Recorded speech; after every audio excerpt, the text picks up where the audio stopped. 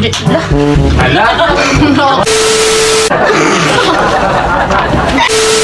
To continue what Barbie... Oh, no. Okay, let's proceed.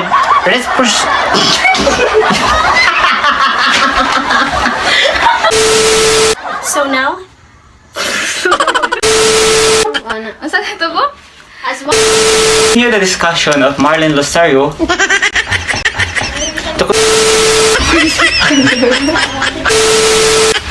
Go. what?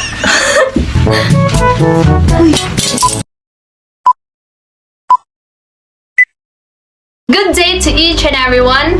Good day to you, ma'am. So, for today's vlog, I will be, or my group will be discussing to you or showing to you what does the traditional banking means, the e-banking means, and the securities issues and financial institutions that are facing today. So, to start up, I will be explaining to you that traditional banking. So, we all know that traditional banking is what we use for before the pandemic happened. So, what does traditional banking means? So, traditional banking is a financial institution dedicated to its management that its clients deposit in bank's custody. So, for example, this video or that person is Mr. Arnold Piuntahan. Kanang gadto siya sa bank kay mag-withdraw siya or mag-deposit. So that what we call traditional banking. So, although using a traditional banking might seem old school or too conventional, but we all know that the advantage of traditional banking is we can easily ask question to the teller if there is an error about our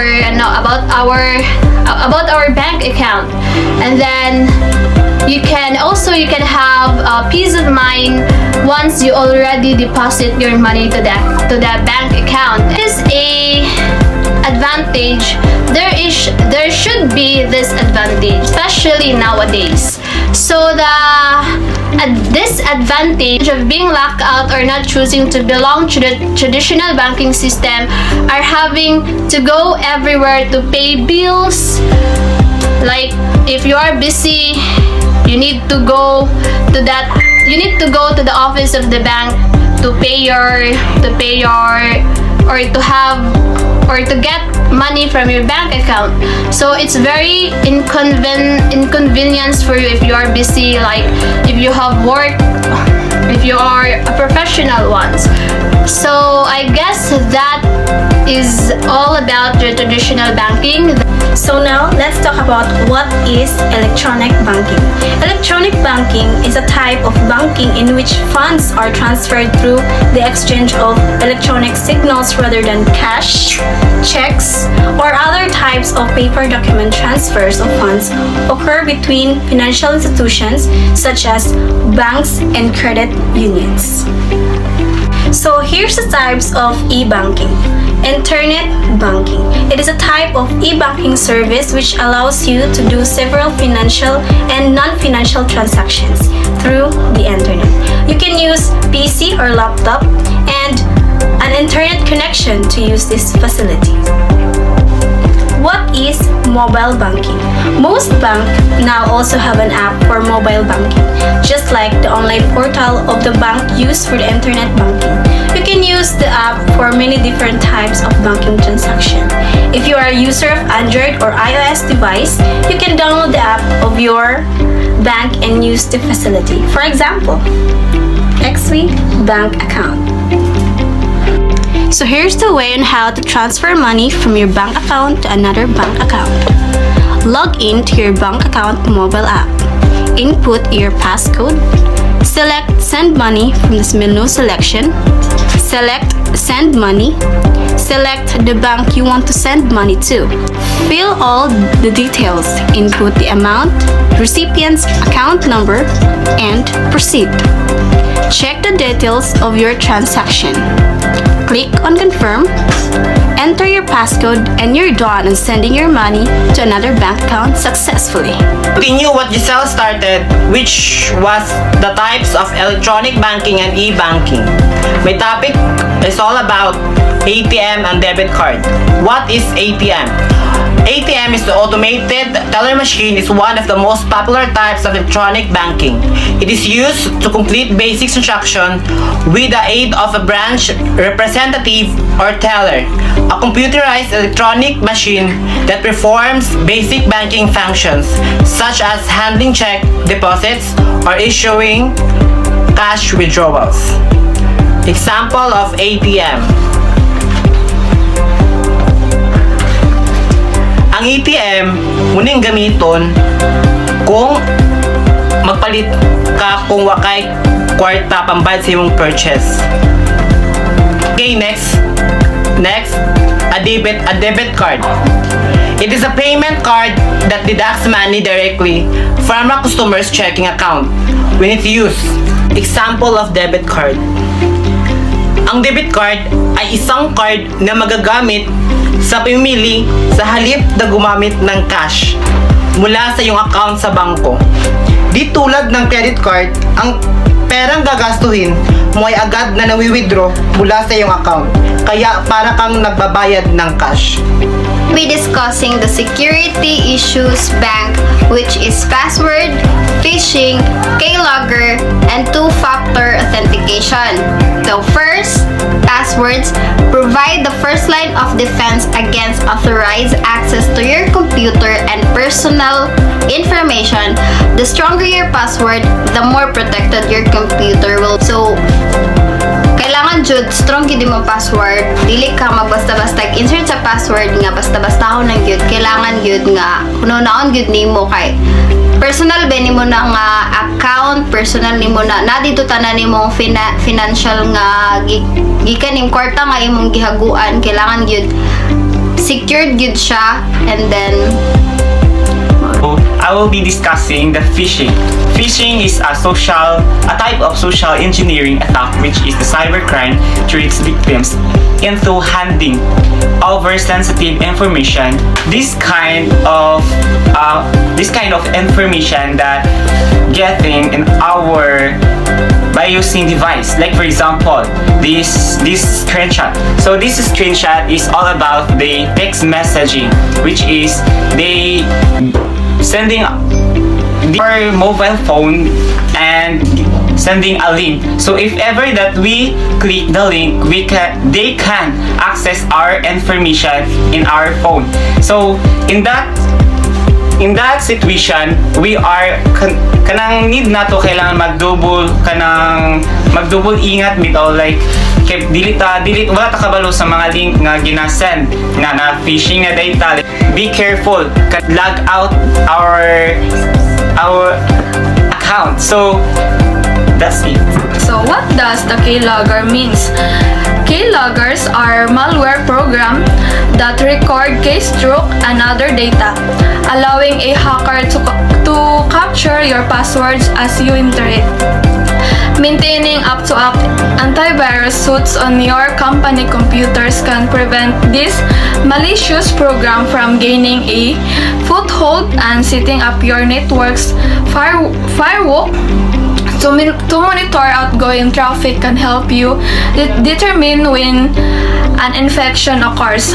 Example, sa website kanang dagan man gyud karon fake nga website, so kanang pananglitan nag-type ka og video.com.ph, so pero na same gyapon dadto nga link video.com.ph, pero kanang dagan bitaw siya sumpay, so better yet nga i-check nimo or i-sure jud nimo nga sakto to siya nga URL basin ma-redirect bitaw ka nga imong mga kuan, imong mga information or imong mga details sa kuan sa fake nga website. So i-make sure jud nimo nga sakto to nga site ang imong sudlan para dili ka ma-fake. The last part of security issue bank, two-factor authentication.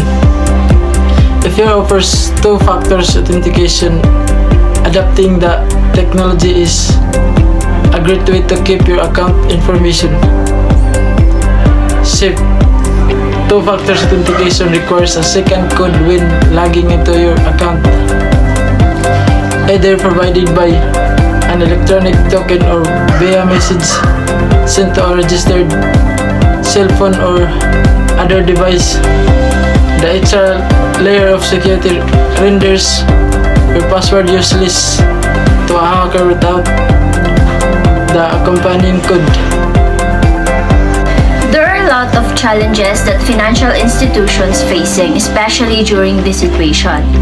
The COVID crisis will come on top of the pre-crisis challenges of the traditional banking business model, revenue pressure, and low profitability, and increasing competition from shadow banks and new digital entrants. Among many relevant issues, the reporter pay much attention to the digital disruption as one of the pre-crisis trends that will be much more accelerate after the pandemic. The entire national economy was tremendously affected by a significant upsurge in unemployment rate. And many businesses as well as individuals lose their incomes. During these difficult times, the banks played an important role in providing cash flow support of the needy. The impact of the pandemic may be directed to the banks in terms of reduced loan growth. Moreover, the banks may encounter a critical challenge in relocating the newly designed distribution channels due to the introduction on social distancing and compliance functions.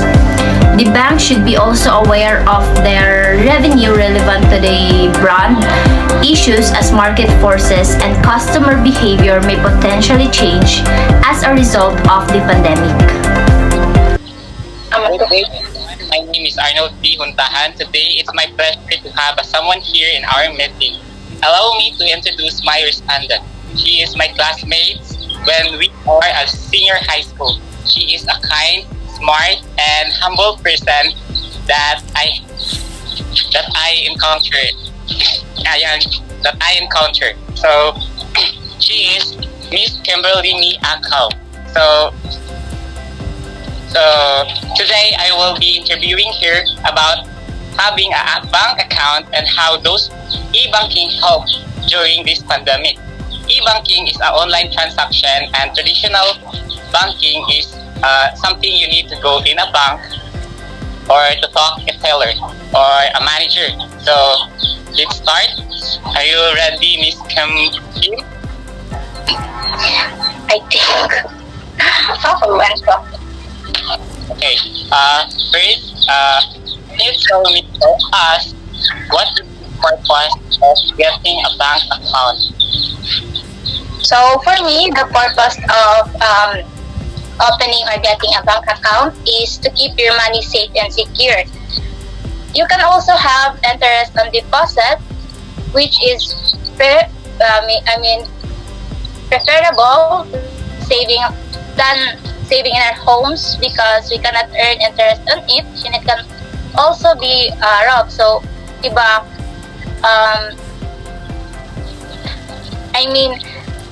mas preferred ka nga sa bank mag-deposit than mag-save sa imong kagalingon first because nag-interest nga makuha nimo sa bank than mag-save ka kay isang pila ka years ka mag-save sa imong kagalingon wala gyud kay dili ginamud ako or wala gyud mo tubo sa imong money than sa mag-save ka sa imong mag-open ka sa bank.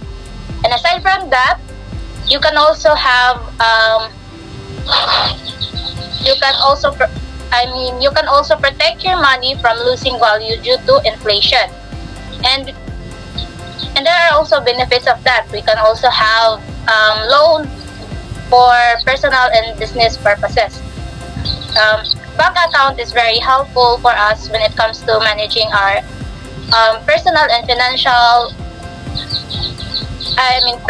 business finances because it can assess us on how and where you spend your money as well as it put you on track on a reasonable saving plan. Hi everyone. Hi ma'am. So, In the last video clip, we will already interview those person who have a bank account and they already shared their thoughts about the e-banking. So today, we will be hearing the thoughts of ordinary people who doesn't have an account. So here is Miss Riza Liaban, a student of Moist. She is a friend of mine and I am grateful that she said yes to have an interview.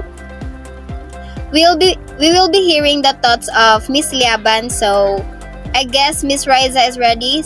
But Miss Riza, what do you think about the importance of e-banking during the pandemic? Berlin said, so what is the importance of e-banking during this pandemic? So for me, we know that we know that during this pandemic, dili na pwede basta-basta makagawas ang tao. So through e-banking, pwede nila magamit ilang bank account para mag-communicate through online, or pwede nila magamit ilang bank account para makabayad man sa bills through online. That's all for our vlog! Please like,